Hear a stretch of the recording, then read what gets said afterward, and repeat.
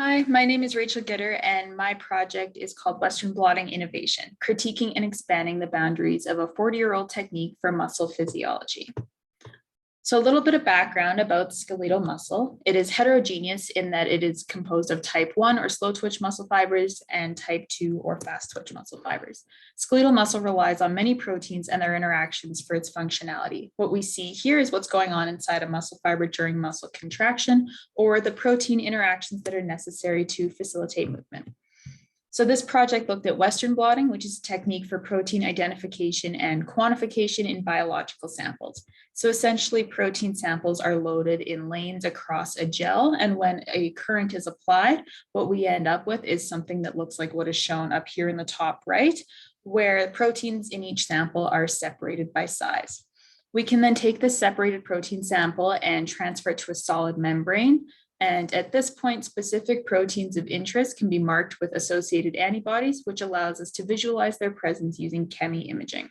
Once this process is all said and done, we end up with an image that looks something like this. The specific protein we were looking at here is called actin, and it plays an important role in muscle contraction. You may notice that some bands appear darker than others, and this allows us to visualize not only the presence of a specific protein, but also its abundance in a sample.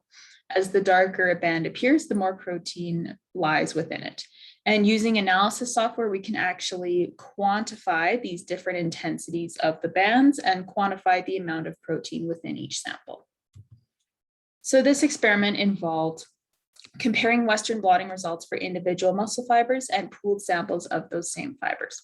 So essentially what we did is using dot blotting, which is an alternative or simplified Western blotting technique, we were able to determine whether individual muscle fibers were of type 1 or type 2. Using the results of this procedure, portions of multiple fibers were combined into pools of the same type. So we ended up with type 1 pools and type 2 pools. Following the pooling process, using Western blotting, abundances of specific proteins were determined for each of the 5 individual fibers within each pool, as well as within the pooled samples themselves.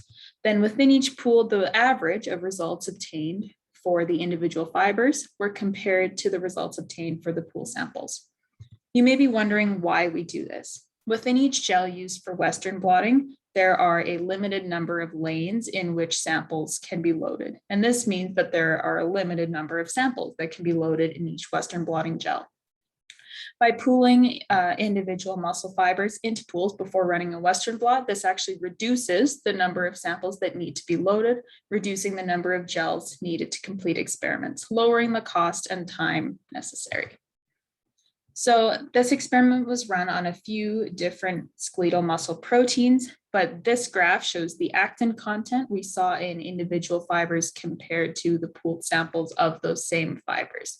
And as you can see, there is a little bit of variability between the two techniques, but overall, the general results we observed were quite similar. So what we can take away from all of this is that pooling muscle fibers before running Western blots is a viable technique. And this approach streamlines the Western blotting process by allowing the same quantity of samples to be tested using only a fraction of the materials and time in order to do so. Just a quick thank you to Dr. Martin McInnes and Dr. Barnaby Frankish for their ongoing support in this project, and to NSERC for the project funding. Thank you.